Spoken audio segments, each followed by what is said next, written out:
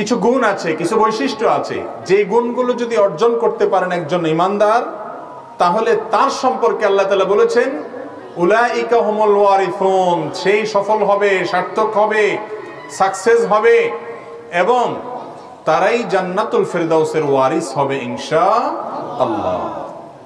আমরা সংক্ষেপে সেই গুণগুলো আপনাদেরকে শুনিয়ে দিচ্ছি, যেন সেই গুণগুলো আমাদের মধ্যে আমরা ধারণ করতে পারি, কোনটা আছে কোনটা নাই সেটা পরখ করে দেখতে পারি।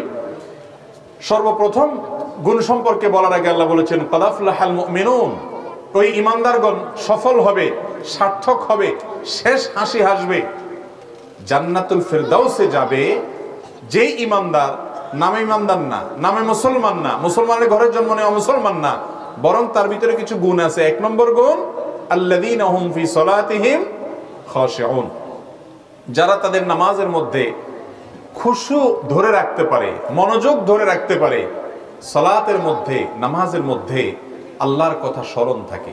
নামাজের উদ্দেশ্যটাই হলো আল্লাহর স্মরণ। আকিমিস সালাতা লিযিকরি, আল্লাহ বলেছেন সালাত কায়েম করো, নামাজ পড়ো। কেন? আমার জিকিরের জন্য, আমার স্মরণের জন্য। আর আমাদের নামাজের অবস্থা হলো আজকাল আমাদের নামাজে আল্লাহ ছাড়া আর সবার কথা মনে হয়, ঠিক না ভাই? ঠিক। তো এই নামাজ আদায়কারী মানুষ শেষ হাসি হাসবে না ভাই। যার নামাজে শুরু থেকে শেষ পর্যন্ত তার মালিকের কথা স্মরণ হয়, মালিক আমাকে দেখছেন, মালিককে আমি সিজদা দিচ্ছি, মালিককে আমি রুকু করছি, মালিকের তাসবিহ পাঠ করছি, মালিকের প্রশংসায় আমি সূরা ফাতিহা পাঠ করছি, এগুলো যখন বলার সময় আপনি মালিকের কথা চিন্তা করবেন, আপনার মনের ভিতরে মালিক থাকবে, অন্য কোনো চিন্তা আসলে মনে আসার সাথে সাথে সেটা থেকে আবার নিজেকে সরায় নিয়ে আসবেন। এই ব্যক্তিকে বলা হয় খুশুওয়ালা নামাজি, মনোযোগওয়ালা নামাজি। এই মনোযোগওয়ালা নামাজিরা শেষ হাসি হাসবে। এক নম্বর বৈশিষ্ট্য পেয়ে গেলাম। তাহলে নামাজের মধ্যে মনোযোগ ধরে রাখার জন্য নিজের সঙ্গে নিজে লড়াই করবো তো ইনশাআল্লাহ।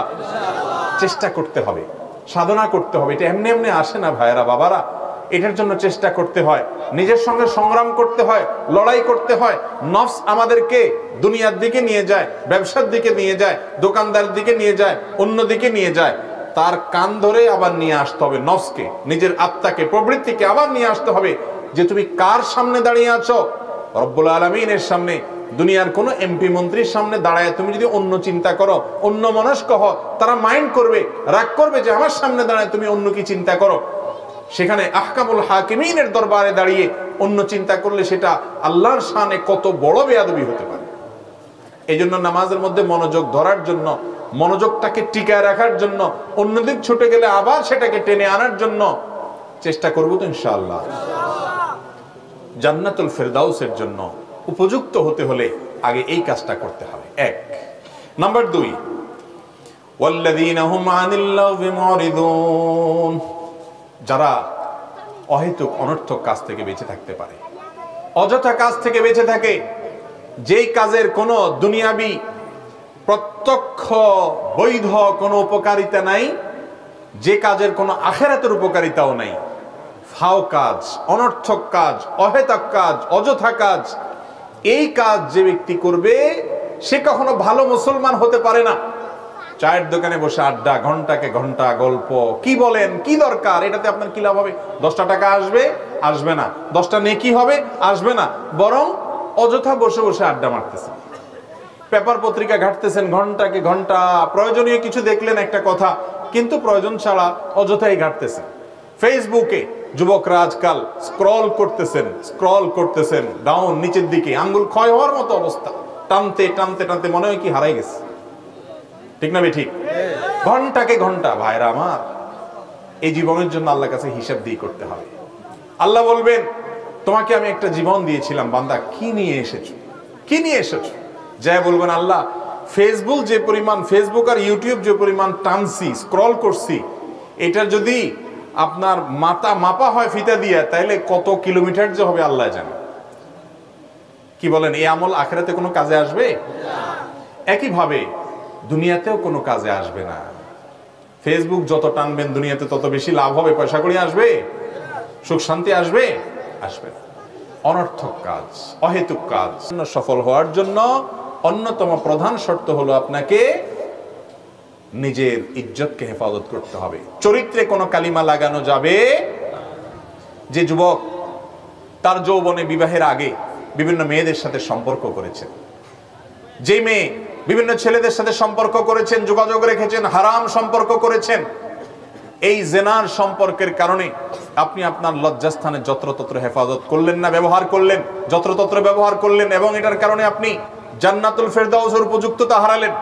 যারা আগে ভুল করেছেন তওবা করে আল্লাহর কাছে ফিরে আসেন। মনে রাখবেন, আল্লাহ তাআলা হারামে আরাম রাখেন নাই ভাই। শয়তান আমাদেরকে বলে হারামে আরাম আছে। জেনা, যেটাকে এখন নাম দেয়া হয়েছে রিলেশনশিপ, জেনার এখন নাম কি ভাই? রিলেশনশিপ। এই নতুন নাম দিয়ে জেনার মতো অপরাধকে, পাপকে হালকা করে দেওয়া হচ্ছে যুবকদের সামনে। এই পথে যারা একবার পা বাড়াচ্ছেন তাদের ঈমান, আমলের চেতনা সব বরবাদ হয়ে যাচ্ছে। এই জন্য নামে মুসলমান থাকে, কাজে কিছুই থাকে না।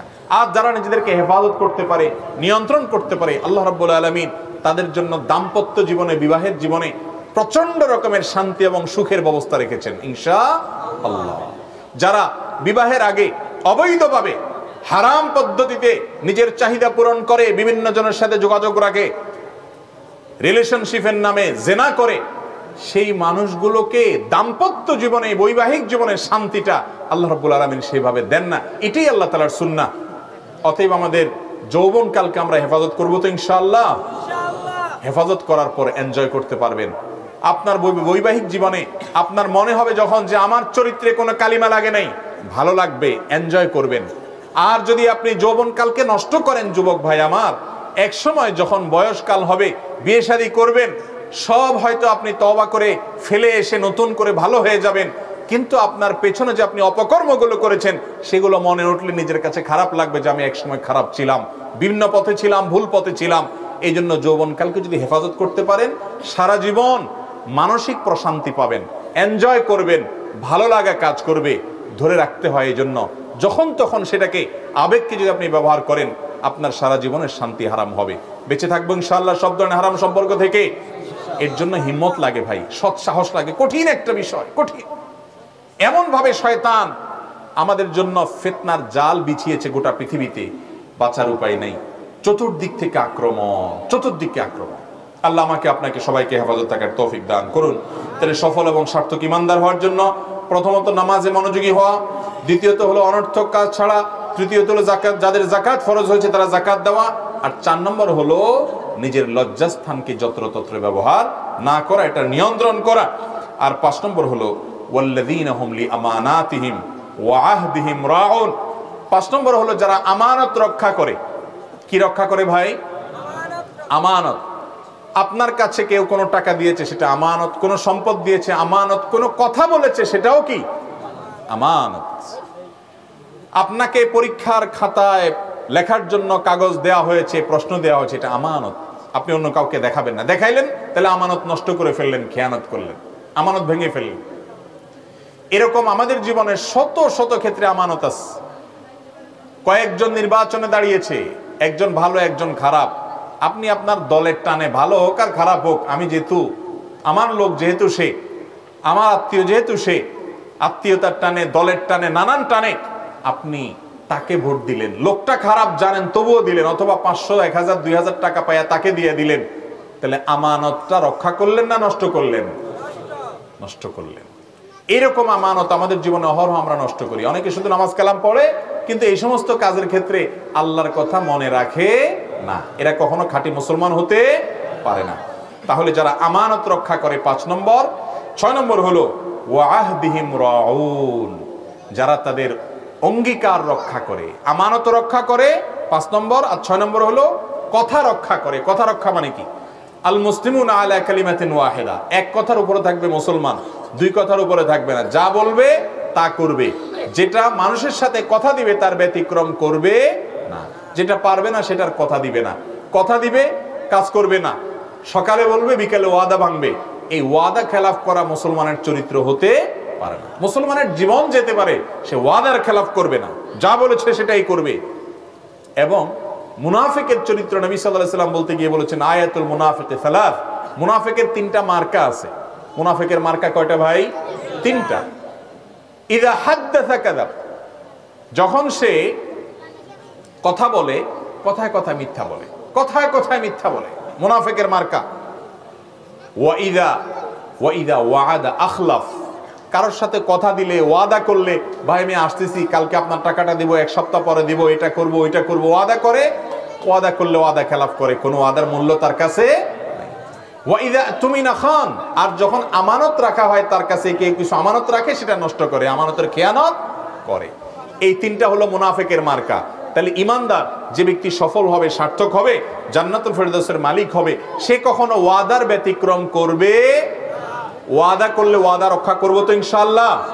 এটা একজন ভালো মানুষের মার্কা, একজন ভালো মানুষের আলামত, যে কথা রক্ষা করবে, তার মুখের দাম থাকবে, ফালতু কথা বলবে না, যেটা বলবে সেটা করবে। চেষ্টা করবো তো ইনশাআল্লাহ।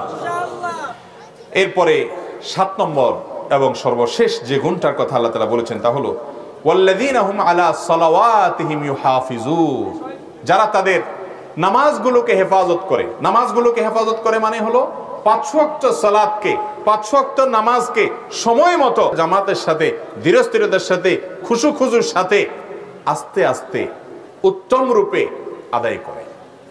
ওই যে নামাজের প্রথমটা বলা হয়েছে খুশু অবলম্বন করা, মনোযোগ থাকা, আর এটা হলো শেষেরটা হলো নামাজটা নিয়মিত করা, সময় মতো, ঠিক মতো, সঠিকভাবে করা, মাঝে মধ্যে করে মাঝে মধ্যে ছাড়া, এরকম না। এই 7টি বৈশিষ্ট্য যখন থাকবে, আবারও বলছি এক নজরে, যারা নামাজের মধ্যে খুশু রাখে, মনোযোগ ধরে রাখার চেষ্টা করে, আর অনর্থক কাজ পরিহার করে, যারা জাকাত ফরজ হলে জাকাত দেয়, যারা লজ্জাস্থানের হেফাজত করে, যারা নিজের আমানত, কারোর সাথে ওয়াদা করলে সে ওয়াদা রক্ষা করে, আমানত রাখলে আমানতের খেয়ানত করে না। কেউ একটা কথা বললো কাউকে বলিয়েন না, তো আর বলে না, ওটা আমানত থাকে। নবীজি বলেছেন ইদা হাদ্দাসা রাজুলু ফালতাফাতা, কেউ আপনার সাথে কথা বলে একটু সরে গেছে, তাহলে এটা আপনার কাছে আমানত হয়ে গেল। সে যদি অন্যের কাছে প্রকাশ না চায়, তাহলে আপনি কারোর কাছে বললে আমানতের খেয়ানত করলেন। সে চলে গেল, আরেকজনের কাছে বলে বলে মজা নিচ্ছেন, যে জানো সে কি বলছে, তার কাছে বলে আপনি হারাম স্বাদ নিচ্ছেন, গল্প দিয়ে তার দুর্বলতাটা বলে দিলেন, তার কথাটা আমানতটা খেয়ানত করে দিলেন। এটা ইমানদারের কাজ না, এটা রক্ষা করতে হবে, আমানত রক্ষা করতে হবে। আর সর্বশেষ হলো ওয়াল্লাযীনা হুম আলা সালাওয়াতিহিম ইউহাফিজুন, সমস্ত নামাজ নিয়মিত ঠিকমতো আদায় করে। উলাইকা হুমুল ওয়ারিসুন, এই মানুষগুলো হলো ওয়ারিস। কিসের ওয়ারিস? জমি জিরাতের ওয়ারিস না, জমি জিরাতের ওয়ারিস না। এরা কিসের ওয়ারিস? আল্লাযীনা ইয়ারিসুনাল ফিরদাউসা হুম ফিহা খালিদুন, যারা জান্নাতুল ফিরদাউসের মালিক হবে ইনশাআল্লাহ, এবং সেখানে তারা চিরকাল থাকবে। এই 7টা গুণ আমরা অর্জন করব তো ইনশাআল্লাহ। সূরা মুমিনুনের শুরুতে সফল মুমিনদের, জান্নাতুল ফিরদাউসের ওয়ারিসদের যে 7টি গুণ আল্লাহ বলেছেন, আল্লাহ তাআলা সেই গুণগুলো আমাকে, আপনাকে, আমাদের সবাইকে অর্জন করার তৌফিক দান করুন। আমল করব তো ইনশাআল্লাহ। আজকে থেকেই শুরু করব, এবং এই 7টা গুণের প্রত্যেকটা যেন আমার ভিতরে আসে, আমি চেষ্টা করব। আমাদের মৃত্যু কখন হবে আমরা কেউ জানি? কোনো গ্যারান্টি আছে কতক্ষণ বাঁচবো? তাহলে যখন শুনলাম, এখন থেকে যদি তওবা করে, আগেরগুলোর জন্য ক্ষমা প্রার্থনা করে, হালখাতা করে নতুন করে জীবন শুরু করেন, আল্লাহ তাআলা পূর্বের সবগুলো মাফ করে দেবেন ইনশাআল্লাহ। নতুন করে সংকল্প করবো তো ইনশাআল্লাহ। নাকি শুধু ওয়াজ শুনে কান সুখ করে বাড়িতে যায় নাকি তেল দিয়ে ঘুমাবেন? কোনটা? আমল করবেন তো ইনশাআল্লাহ। আল্লাহ আমাকে, আপনাকে, আমাদের সবাইকে আমল করার তৌফিক দান করুন। জাযাকুমুল্লাহু খাইরা ওয়া আখিরু দাওয়ানা আলহামদুলিল্লাহ।